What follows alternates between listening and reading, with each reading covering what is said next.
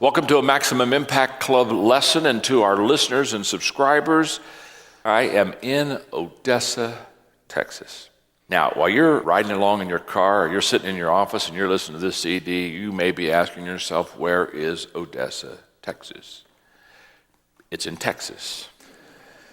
It's a big state, but Odessa is a big town. It's got a big heart, and I have been with these people all day doing leadership training. They come from the business community of the city of Odessa. We've got educators here, superintendents, principals. We've got business people here. We've got people from the church world. We've got people from the government. We've got people from all over Odessa, and this is a wonderful place. Let me just tell all of our subscribers this.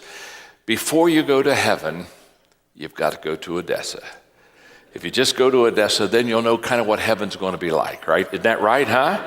I mean, the people smile, they're responsive, they're just wonderful, and we're just very grateful. And a couple of our sponsors that really got me here to do this Leadership Day, kind of as a gift to the whole community of Odessa, one of them is American State Bank.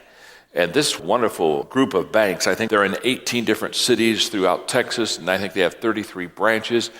Again, as I was talking to Mike a little bit earlier, he said, John, what we really want to do is add value to our communities. So ASB came alongside and said, we're going to supply as a gift to our community this day with John Maxwell and leadership. In fact, I think it would be appropriate for a moment for not only ASB, but also for Sewell dealerships. I think it would be very appropriate for you just to give them a hand and thank them for providing this great day. So thank you very much, American State Bank.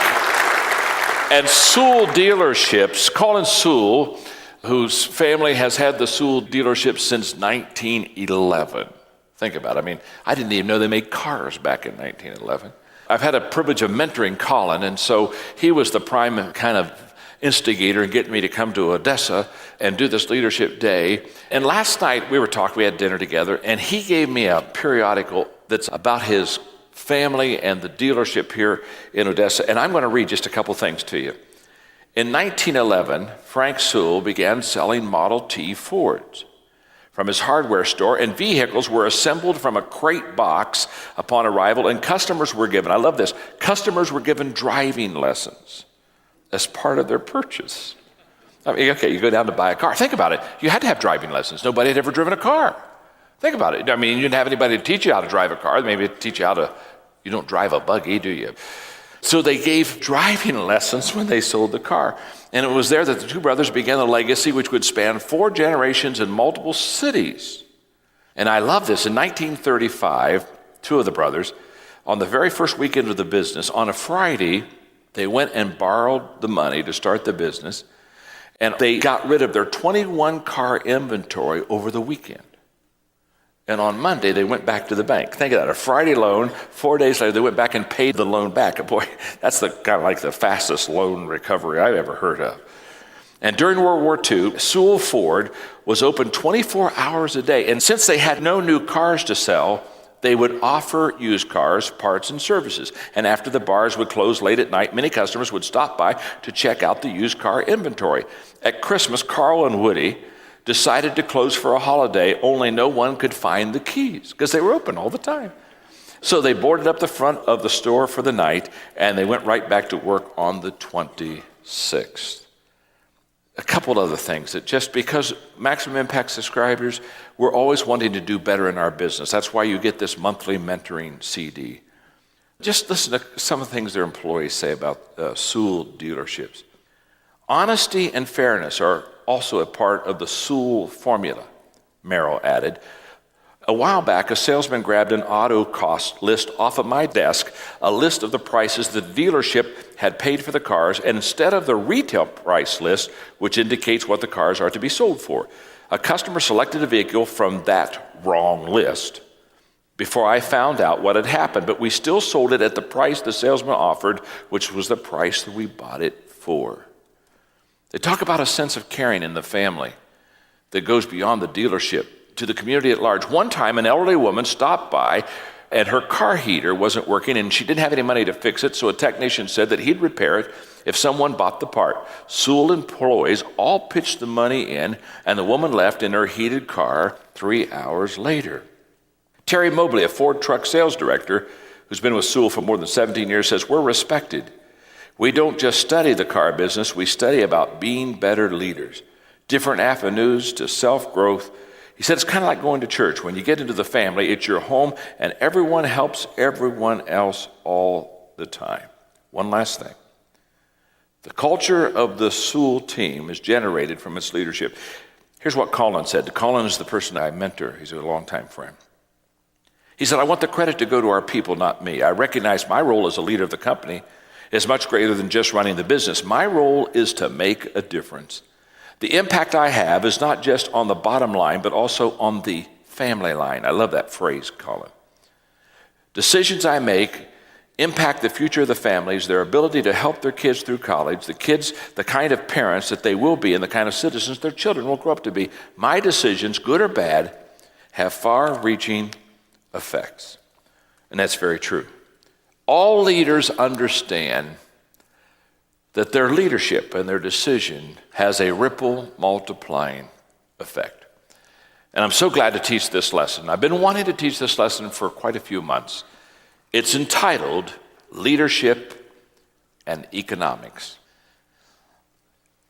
The first part of this lesson, I'm just going to read. You have your notes, you follow along with me. And then we'll get into some fill-in-the-blank sections. But because I'm going to talk about leadership and economics, I have to set this up correctly. And the best way for me to do it is by reading it to you. Henry Kaiser, who was an industrialist, said, when your work speaks for itself, don't interrupt. Karl Marx believed that economics was the driving force behind all progress. He imagined an entire world based upon his laws of economy, and he wrote about them in the Communist Manifesto. He felt sure that the contemporary systems of government and economics were unjust. He could see a utopian society where everyone got equal shares and lived without competition with one another. It would require a government to enforce this utopian system.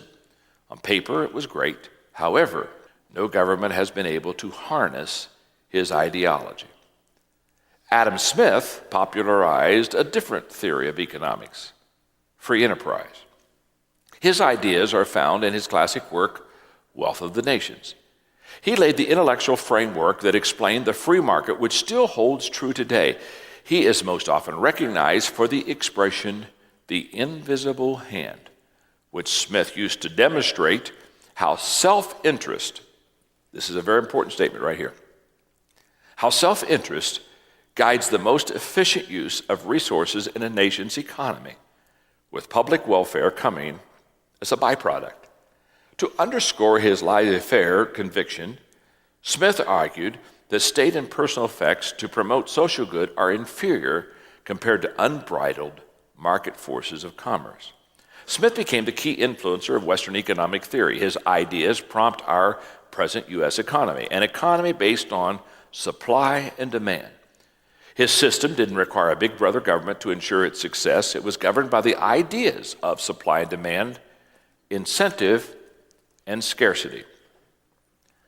Scarcity is the basic problem which affects every economy and individual in the world. It is caused by the belief that there is not enough land, labor, or capital to meet the essential needs and wants of people. Dealing with scarcity means that every economy must make decisions about how land, labor, and capital should be used. How these basic economic questions are answered determines which sort of economic system will be followed. Actually, all three of these ingredients represent the capital or resources necessary. Land, all natural resources and raw materials used to create products. Labor, all the human effort, technical and marketing involved in production. And third, capital, the wages of workers, equipment, and tools that money can buy. Every worker in an economy must understand what he or she wants as well as what he or she has to offer others. Everyone is a buyer and everyone is a seller. We all trade land, labor, and capital with each other, which makes the economy work. A free market economy is stimulated by the following three realities. Number one, you get it right just a little bit, and I'm going to read some more. Then we'll do a lot of writing. Number one is supply. This is an issue because we perceive we have limited resources. Number two, demand. This is an issue because of our unlimited wants and needs. Thirdly, incentive. This answers the question, who will provide what for whom? To succeed in a free market economy, everyone must understand the resources people trade: land, labor, and capital. These resources create the reality of supply and demand, which creates incentive. People choose to sell resources and they choose to buy resources based on incentive.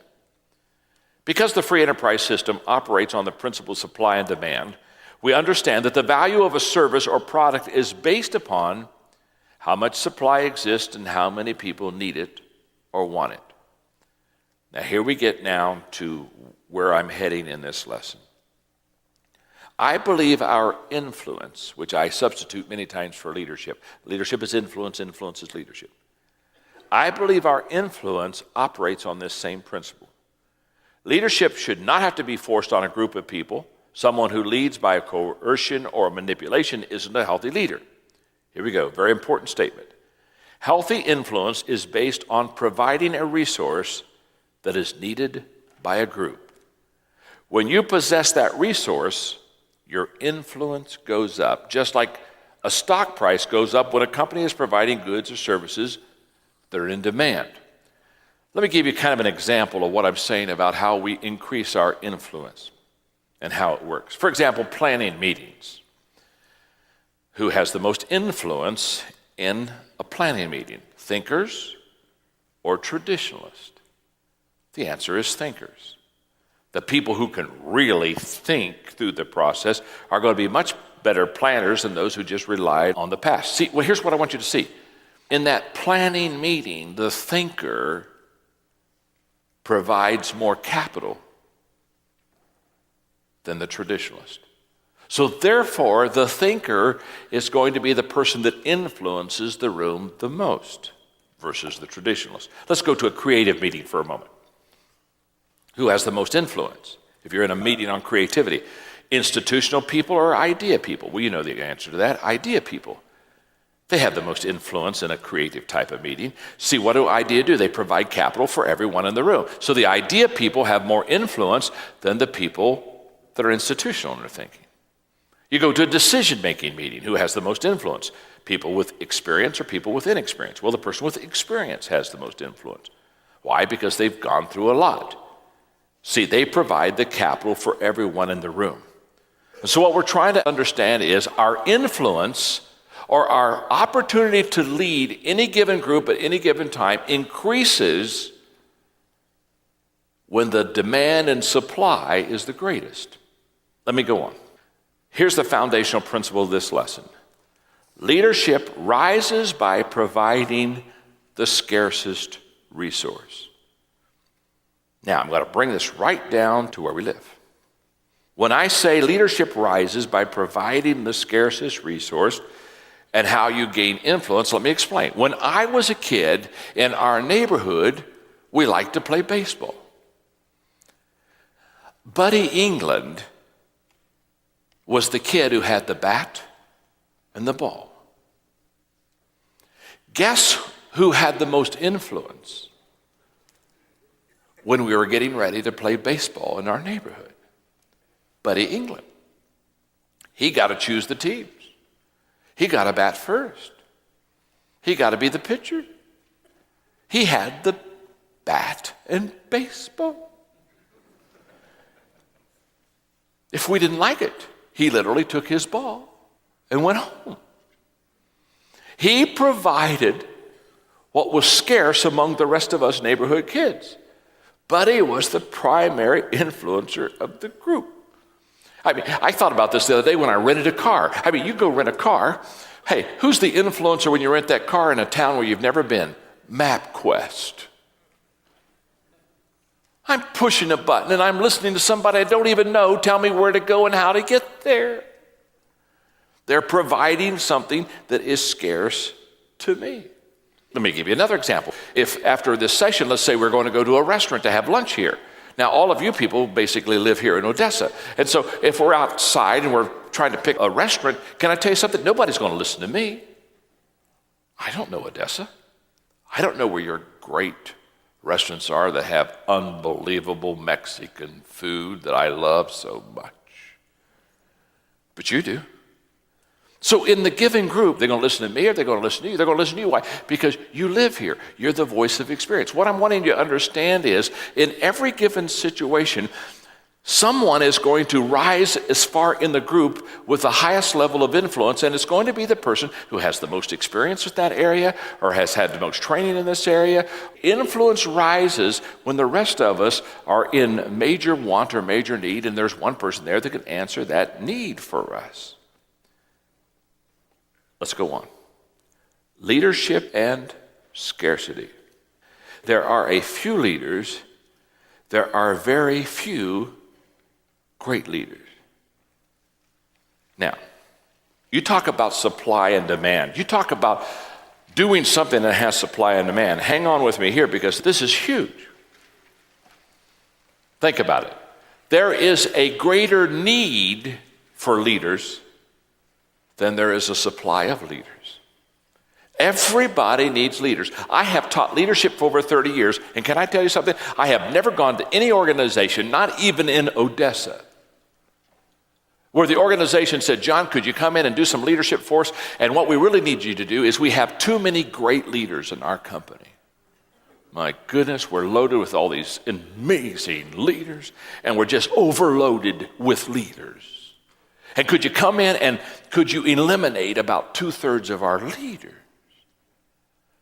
I have never been anywhere in the world where the organization that brought me in said, we have too many great leaders. Why? Never happens. Every organization I know needs more leaders and better leaders.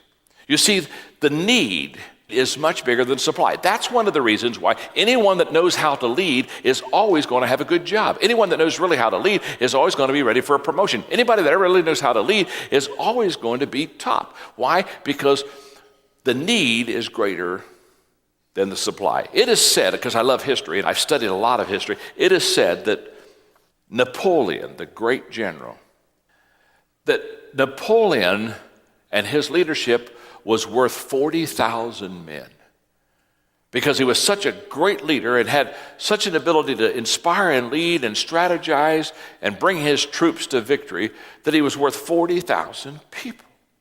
Okay, let's go on. I've got a little chart here for you. On the left side, limited resources, unlimited wants and needs, and there's scarcity in the middle. There's this scarcity. We must identify. Now, if you really want to gain influence with others, here's what we need to do. We must identify what value or resource do I provide. Okay? This is just like economics. What's the value or the resource that I can provide the people? Secondly, for whom will I provide it? And thirdly, what is the supply and demand for it? Now, in a moment, I'm going to walk you through that grid. What resource do I provide? For whom will I provide it? What is the supply and demand? So just in a moment, I'm going to come back to that. But let me just take you to the Albert Einstein quote first. Here's what he said. Don't try to become a person of importance. Try to become a person of value. He understood this principle. Our importance is a byproduct of the value we add to a group. It is the result of the resource that we possess that is in demand. It's the side effect of our gifts or strengths that others need. If we add relevant value to a team, we will always be in demand. We won't have to force our way into the inner circle. We will earn our way in naturally. Let me explain. In 1976, I became convinced that everything rises and falls on leadership. That's a principle that now for 30 years I have bought into. I believe that in the school system gets better when the leaders are better. I believe in the business section, the business gets better when the leaders are better. I believe if you have a church, the church gets better if the leadership gets better. I believe if you got a hospital, the hospitals get better when the leader. I think everything gets better when the leadership gets better. And because I bought into the everything rises and falls on leadership, in 1976, I committed the rest of my life to studying leadership, studying leaders. I made a commitment. A big block of my life has been trying to best understand, teach, pass on, train, raise up, develop leaders. Now, let's go back to supply and demand, just like the economic principle. What resources or what value do I bring to the table? What I did as a young leader, not understanding at that time economics, although I was working on a business degree and doing some Econ 101 type courses. What I began to understand as a young leader, that is, if I was going to influence people leadership-wise, I was going to have to provide resources. So what did I do? I said, okay, I'm going to do seminars. I'm going to start doing leadership seminars. Now, you have to understand, that's 30 years ago. I remember my first leadership seminar was in Kansas City, Missouri, at the airport. And I sent out many, many mailers about me doing leadership, and I had a grand total of 17 people who registered. 17. My mother was one of them. In fact, the guy that was helping me put on the seminar said, John, you maybe want to cancel this because you're going to lose $3,000 if you do the seminar. And I said, no, I want to do the seminar.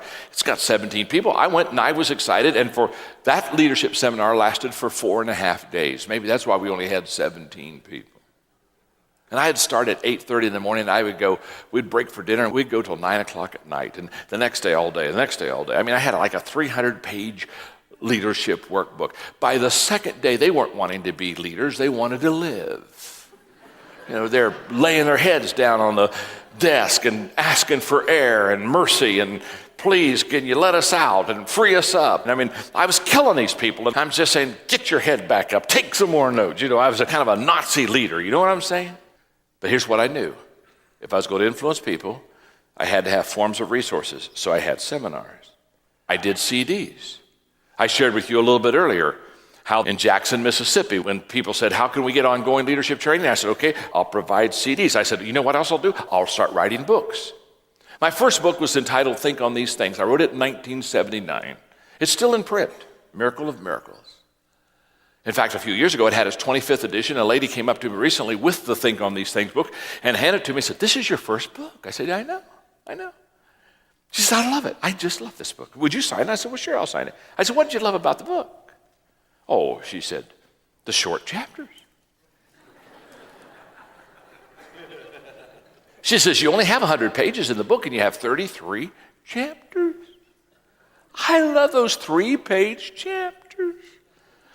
Where did you ever think of the idea of 3-page chapters? I said, lady, it was my first book. I didn't think of the idea. I just, after 3 pages, ran out of gas. I had nothing more to say. In fact, in some of the chapters, 2 pages are not any good. You know, I'd write and work hard and sweat, and it took me a whole year to write 100 pages with 3-page chapters. But you see what I knew? That if I really wanted to affect leaders, I had to do resources, seminars, CDs, books, training kits, mentoring. I said, okay, I'll mentor. I started doing media, TV. Okay, what am I saying? If you're going to influence people, you got to ask yourself, what are the resources that I'm going to bring to the table? Because if there's a need there, I have to supply resources. And what was the goal? Why was I doing seminars, CDs, books, resources, kits, all that stuff? It's very simple. I was wanting to compound the leadership effect. Well, who was I going to provide this for? Because you got to ask yourself, okay, who has the need? Now, what's interesting is leadership has a very narrow niche. Think about it. There are a few hundred people here today, and I'm doing leadership training for you, but you are the cream de cream of Odessa. There aren't a lot of people that want to come in here to a leadership seminar. If it was a country western concert, you get a lot of people. I mean, they want to hear Willie Nelson, not John Maxwell. Because a lot of people love country music, a few people love leadership. So I determined that my niche would be to a very small group of people, and I thought, that's okay, because here's what I know. If I train and develop leaders, I multiply everything that I'm going to do. So what is the supply and demand for it? Well, the supply is a lot of leadership books. Somebody the other day said to me, John, your leadership books are so simple. How can you write so simple? And I said, it's because I'm so simple. You have to be brilliant to confuse people. Isn't that true? Remember when you went to college? Those long sentence paragraphs that nobody could understand? Oh, that's wonderful. They just love it. Educators aren't happy unless you're confused. But when you don't have a high IQ, you got to write everything simple. Short words, short statements, just simple stuff. And I try to always keep my stuff simple. Why? I want to keep the cookies on the lower shelf so everybody can have some. Now, what I want you to see is, in your leadership, ask yourself, how am I going to resource people? Who do I resource? And what am I going to do to meet the demand with the supply that I have? Let's go on. Let me give you illustrations of how now your influence acts like capital. It seems to me that there are a variety of resources people possess.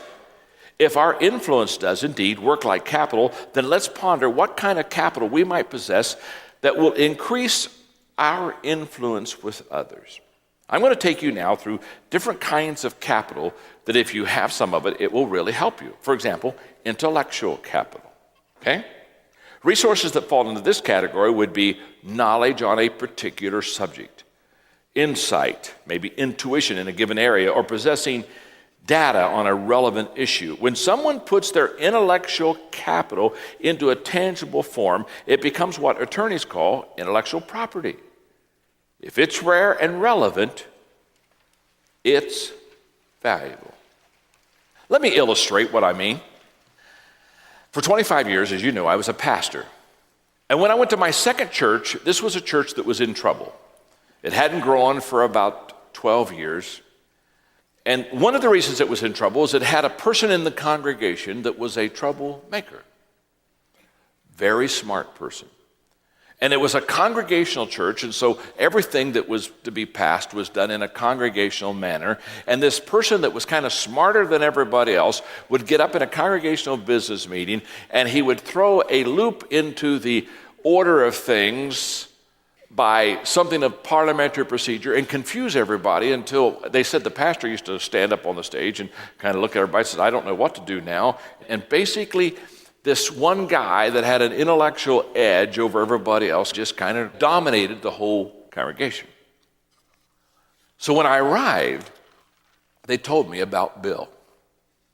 And they said, your first congregational business meeting, we promise you Bill will get up and he'll try to throw you a curve so that somehow you'll get confused and he'll win the day. So I'm paralyzed. I'm a 25-year-old kid. I'm way over my head. I got this church that isn't growing. I got this kind of, quote, troublemaker. And it's obvious Jesus isn't going to take him home soon enough.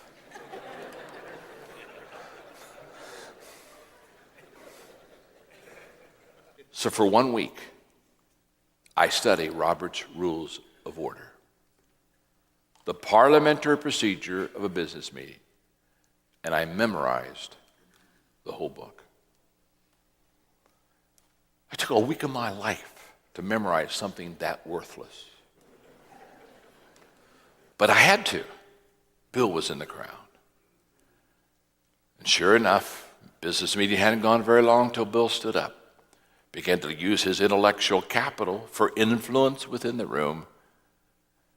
And he made a statement about a 2/3 rule that wasn't true. And I'll never forget, I looked at him and said, no, Bill, I said, I'm so sorry, that's not true. It only takes 50%. It only takes a majority on that. It's not a 2/3 thing. It's a resolution. And if you read in Robert's Rules of Order on page 37, you would see that on paragraph B on the right-hand side, 2/3 down, you're out of order, please be seated.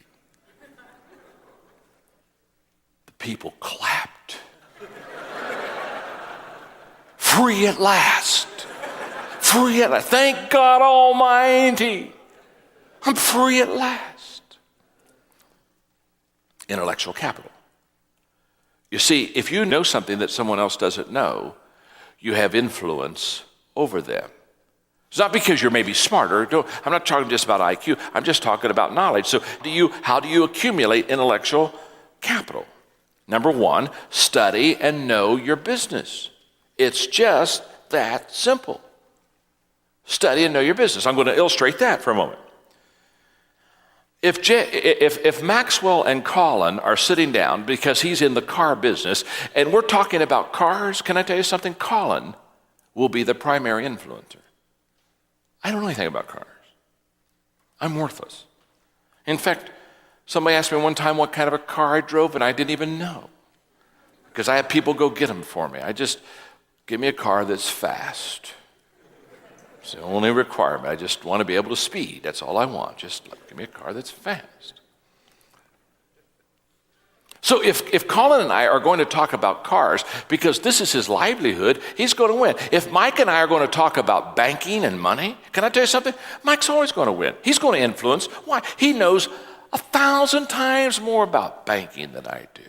That's why influence can be changed, depending upon what the subject is. That's why a person that's the leader isn't always the leader, because you take that leader out of his or her element, and all of a sudden someone else has intellectual capital which meets the supply and demand of people. Does this make sense? So how do you get this capital leverage intellectually? Know your business. Know everything about your business. Number 2, think more than others about your business. It's not IQ, it's TQ. It's not your intellectual quotient, it's your thinking quotient. Learn to think, then think longer than others. Have what I call sustained thinking. Focus and sustain your thinking in the area of your business. And if you want to accumulate intellectual capital, number 3, think about solutions and share them with others. There was a man on my staff when I was in San Diego, his name was Steve, who absolutely gained influence on staff because every time there was a problem, he would go away while everybody else would talk about the problem, and Steve would spend a whole afternoon thinking about 3 ways to solve it, and he'd come back almost every time there was a problem. He'd come back the next day and say, John, I've been thinking about the problem, and I think there are 3 ways we could solve it.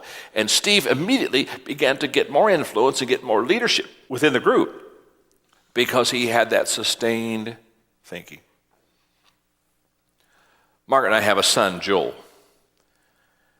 Do you know people that are like my son?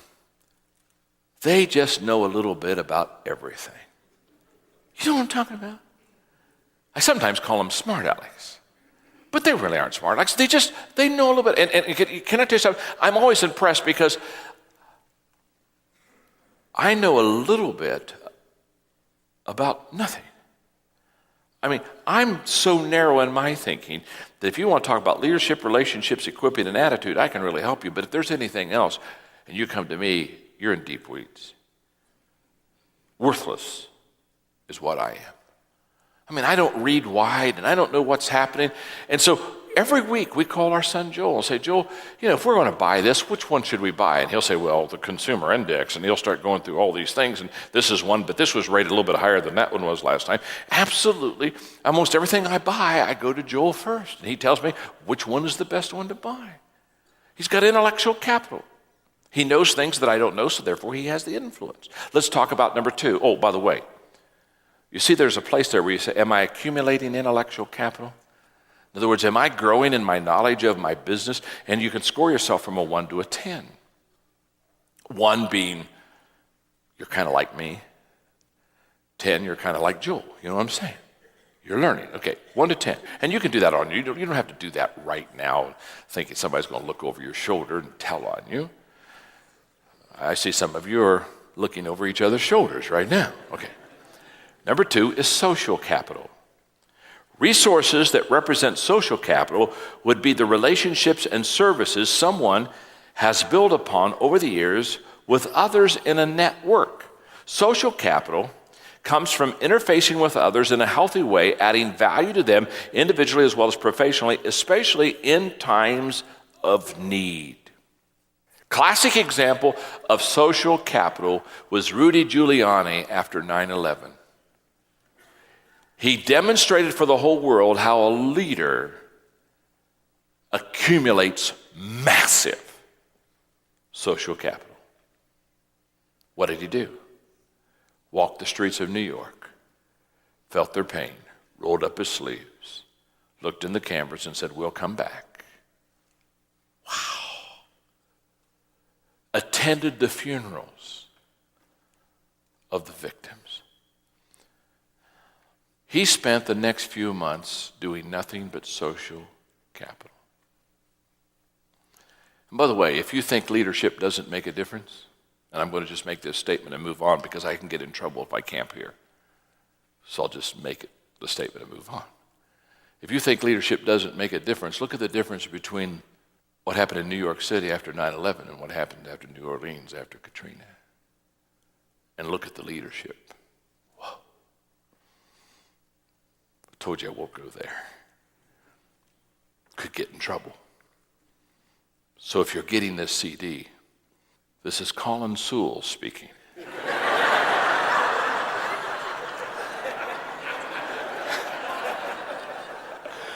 John Maxwell's sick and couldn't come today, so I've twisted his lesson unbelievably around.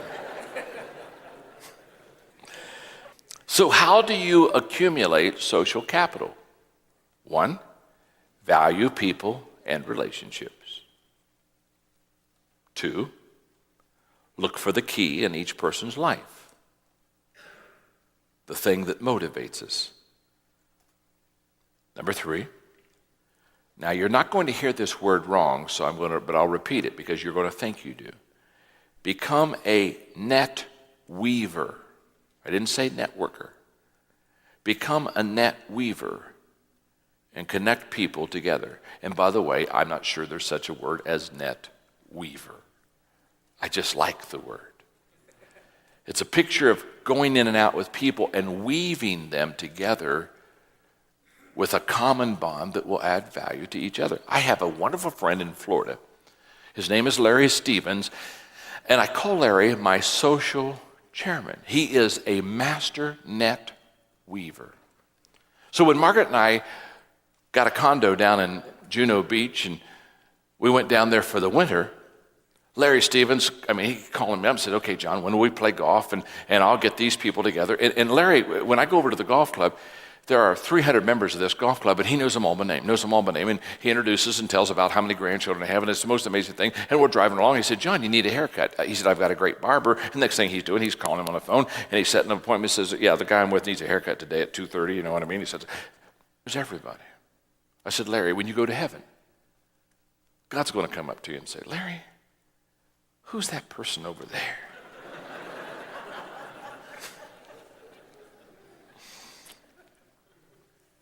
He's a net weaver. 4, every opportunity, add value to others. So you accumulate social capital by valuing people and relationships, looking for the key in their lives, becoming a net weaver, and every opportunity add value to others. And I have a place for you to, again, ask yourself the question, am I accumulating social capital? You see what the key is. If you and I can build intellectual capital, if we can build social capital, if we can start building some of this capital that helps us to meet the demand and have the supply for it, all of a sudden our influence is going to begin to increase. Let's talk about another capital that we can use as an influence in leadership. 3 is experiential capital. Resources that fall into this category would be things like past experience, a good track record, filled with a strong work ethic, integrity, sound decision-making in the past. This one is akin to intellectual capital, but it's not identical. Here's the difference. This capital is the wisdom that comes from raw experience, not just hard data from a book. If you read anything about history, you know that George Washington really excelled in this area. He was a statesman, a military commander, a land developer. He just had so much experience that when the war came, immediately they wanted to make him general. They made him obviously the first president. They really wanted to make him a king. He wouldn't let him. But what happened is George Washington really through experience, just had so much good experience under his belt that was successful, people wanted to follow him, and he had a great amount of influence. So how do you and I accumulate experiential capital? 1, stay the course. Don't hop around. In other words, find your niche, the thing that you do well, and stay there, because you're going to gain a great amount of experience, which will add to your influence, which will allow you to be much more successful leader. I've been teaching leadership for 30 years. Be honest with you, very few people ever come up to me and says, I don't think you know what you're talking about leadership. I've written books on leadership. I've taught leadership. I've done hundreds of lessons on leadership. And because it's my niche and I've been doing it for so long, it compounds the influence versus a person who says, I'd like to lead you. Would you follow me? This is my first day. I don't think I will. I mean, we've talked about the Sewell family and their dealerships. They've been in the car business for 95 years. It is an advantage when you're good. Number 2, evaluate your experiences. After you have these experiences, evaluate them. And I have in there your notes. Experience is not the best teacher. We've heard that, but it isn't. Evaluated experience is the best teacher. So how do you evaluate your experiences? In other words, it's not what you go through that teaches you something. It's what you study that you go through and reflect and learn from what you've gone through that teaches you something. So what do you have to do to have what I call evaluated experiences? Well, you have to have daily reflection and you have to ask daily questions. Reflect, ask questions. 5 questions. What did I experience? What did I learn? In other words, what did I learn from that experience? Has anything changed? Should anything change? When can I share what I'm learning? If you'll ask those 5 daily questions and spend some reflection time, you will begin to evaluate your experiences correctly. So you stay the course, evaluate your experiences. And number 3, build on your experiences. Don't camp on them. In other words, when you've had an experience, make it something that rises you to a higher level. Don't camp there and say, boy, now I've done that. I've got this figured out. I'm going to build a building here. Keep building on your experiences. Don't camp there. I'm working on a book right now. I do 3 books at a time. This one's way out, a couple of years. But I'm working on a book right now. In fact, I'm forming it partially on this trip. And it's going to be entitled Lessons I've Learned as a Leader. I said when I get 60, I'm going to do a book on reflective lessons I've learned as a leader. I'm going to go back and say, in my many, many years of leadership, let me give you lessons that I've learned. And what basically the book's going to be kind of a little bit biographical in the fact that it's just going to be out of my own experiences. But in every chapter, they're going to be short chapters. I'm going back to my first book again, okay? You know how you revert back to your childhood? Okay. And in every chapter, I'm going to talk about the lesson I learned. I'll talk about when I learned it or how I learned it. And then I'm going to talk about how it changed my life. Now, the point of it is, it's not enough just to learn something. Did what you learn change you? It's not the head knowledge that gives us the experiential capital. It's the changes after evaluating the experience that allows us to glean from and apply to others. So, and again, how am I doing in that area? Number 4, let's talk about number 4 for a moment. Talent capital. The resources that fall into this category would simply be abilities one has that are needed to pull off a desired goal. When an organization wants to produce a good or render a service or achieve a goal that requires specific talents, graphically, technically, physically, organizationally, the talented person carries the weight. A book that I just finished, I told you I write 3 at a time, a book that I just finished comes out about a year from now, is going to be titled Talent is Never Enough. I'm very excited about this book. Basically, the book I talk about the fact that no matter how much talent you have, it's never enough. You have to make some choices with your talent to become what I call a talent plus person. And I talk about how belief lifts your talent and practice sharpens your talent. And I talk about choices that you need to make, I think 13 of them, choices you need to make so that you can become a talent plus person. But in the introduction of the book, although I say the book is titled Talent is Never Enough, I'm not diminishing talent because talent is important. Let me explain. If I'm teaching track and field and I need a high jumper, I need somebody to jump 7 feet so that I can win the Texas State Championship. It's not going to do me any good to find 7 people that can jump 1 foot. Those are a dime a dozen. No, I've got to go find somebody that can jump 7 feet. Talent is very important, and you need to develop your talent capital. So how do you do that? Well, first of all, talent tells a person what you can do, and attitude tells the person what you will do. And we're talking now about what you can do. Lou Holtz, the great football coach of college of Notre Dame and lastly South Carolina, everybody knows Lou Holtz. He and I were having dinner one day, and we're talking about talent. He said, John, I've had good players and I've had bad players. And I'm a better coach with good players. Of course he is. He's talking about talent capital. So how do you accumulate talent capital? Number one, discover your top 3 strengths. Just discover them. Now, my top 3 strengths are leadership, communication, and creativity. Those aren't yours, but those are my 3. So I had better make sure that I'm either leading, communicating, or creating. That's going to give me the highest return. Discover your 3. And by the way, while you're discovering your strengths, declare your weaknesses. Just talk about what you're not good at.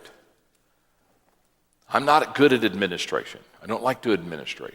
I'm not good at counseling. I don't like to counsel. And when I counsel people, they don't like me to counsel them. I'm too choleric. I want to straighten them out, fix them. So I know my weaknesses. I know what I shouldn't be doing. I know what I should be doing. Number 2, stay in your strength zone. Stay in your strength zone. I'm often asked questions about mentoring. In fact, I'm often asked to be somebody's mentor. In fact, every day we get emails and requests for me to mentor. I don't know how many requests I get a year to mentor people, but probably at least 1,000 people want me to mentor them every year, which the answer is no. But people don't understand mentoring.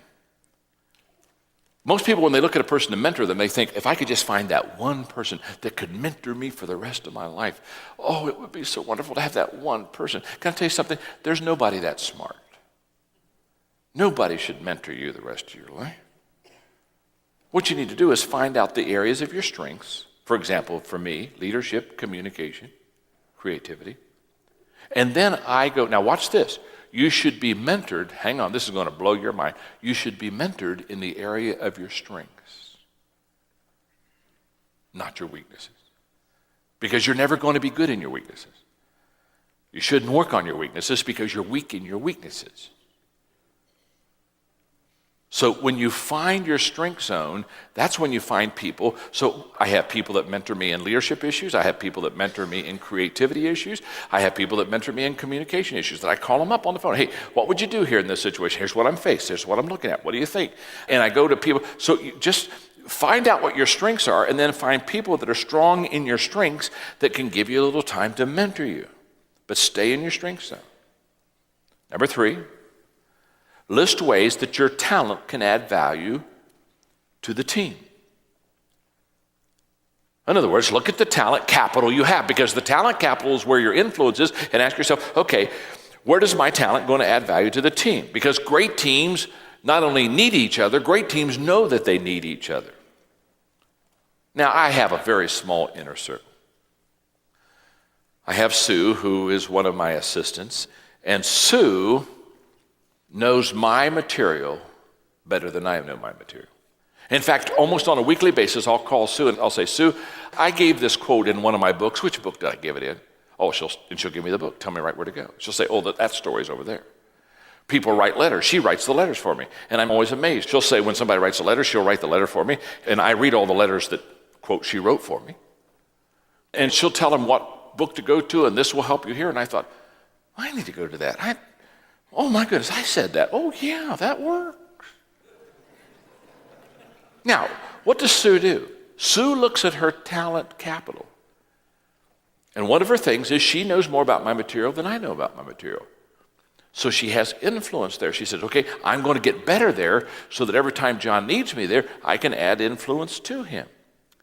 Linda, my main assistant, keeps track of all of my money, all of my calendar, everything for my family. We're traveling a lot. We're gone from our homes a lot. She runs the home. She does everything. She does everything. I mean, every day I talk to her 2 or 3 times on the phone. Margaret talked to her. She handles everything. She does it all. She's stocking up talent capital. Charlie, who helps me with my books, he connects all the dots. I write all the concepts, and I write them out longhand, and then he's kind of the fine tweaker and tuner of the words. He's a wordsmith. He connects the dots. Kurt at ISS, who's the president, John Hall, president of Equip, they run my team. They really run my teams. Doug, who's here with me, he represents me to what I call high-capacity people. Now, here's what I'm saying. Find out what your niche is, find out what your talent is, and look at your team. Find your talent and look at your team. Find your talent and look at your team, and ask yourself one simple question: what can I do with my talent to add value to my team? And the moment that you figure out that question and start doing it is the moment you'll begin to raise your talent capital and begin to gain influence on your team. That's a fact. And number 4, stretch your strength areas. Stretch your strength areas. Did you notice I didn't say stretch your weak areas? They're already weak. Don't stretch them anymore. Don't expand your weak areas. Trust me, it's bad enough the hole that you've already got. Don't dig it bigger. Let it go. So I read leadership books. That's my strength. I read leadership. I read every leadership book. If it's got leadership on it, they buy it for me. I read leadership books. That's my strength. I don't read counseling books. Don't read what you're not good at. You won't get any better. You'll waste your time. Trust me. My name's John. I'm your friend. Number 5, creativity capital. Creativity capital are those resources that represent creativity and creative thinking. The aptitude to merge 2 current ideas into a new one, the capacity to communicate a thought in a way that people catch it and want to buy it, the ability to get out of the box and create products, new products, methods, services, strategies, words, phrases, all that stuff. Stephen Jobs, a classic example of that. Steve Jobs, CEO of Apple, when he left it and came back and just put it right back up on top again, he has creative capital to bring. Okay, how do you accumulate creative capital? Number 1, develop a creative team. Develop a creative think team. I challenge every company to have a creative think team because ideas are the most important commodity that you'll ever have. So if you can generate great ideas and fresh ideas with a creative think team, I promise you, your business will do extremely well. As you know, I've written many books. The last 6 books, I have not selected the title. I write the book. I'll go into my creative think team and I'll say, here's the book, here's the manuscript, here's the outline, here's the title. And they always say the same thing. That's good. Yeah, that's good. Yeah, that's good. Which means, could we have a couple hours? We're going to take you to a higher level. And sure enough, they take me to a higher level. So if you want to develop creative capital, get a creative think team. Number 2, continually ask, is there a better way to do what we are doing? And continually ask, is someone else doing it a better way? Creativity capital. Number 6, passion capital. Finally, this capital is about the pathos of a person. They carry weight because of their strong personality and their charisma, and they often bring to the table excitement, enthusiasm, and determination, a fire that magnetically draws others to them. Here we go. Here's the way it works. Passion energizes talent, individually and collectively. So how do you and I, if this is true, how do you and I accumulate passion capital? Number 1, discover your strengths. Passion and strengths almost always go together.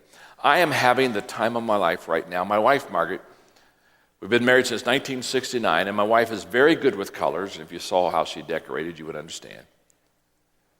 And all of her life, she's wanted to paint. But because of my travel and kids and all the other things that come into the agenda of a woman's life, she really hasn't been able to do it. And about a year ago, she said, John, we're free now. It's our life, and the kids are gone.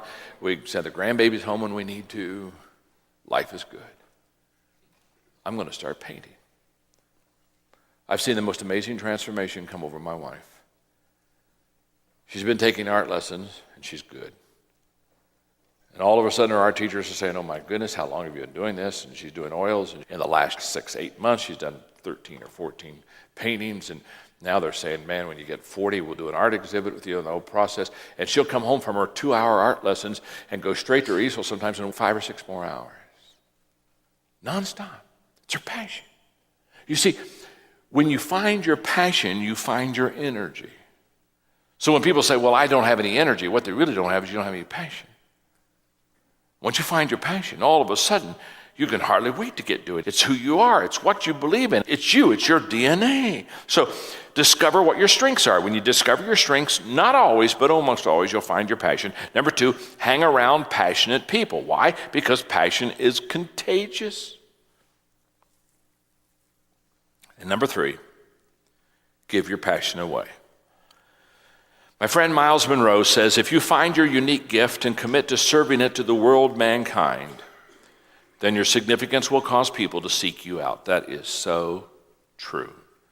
You will become an influence through exercising your gift rather than through manipulation. And the more you become a person whose gift is valued, the greater your influence will be. John Ruskin, the English author, said, when love and skill come together, expect a masterpiece. So, let's summarize the lesson.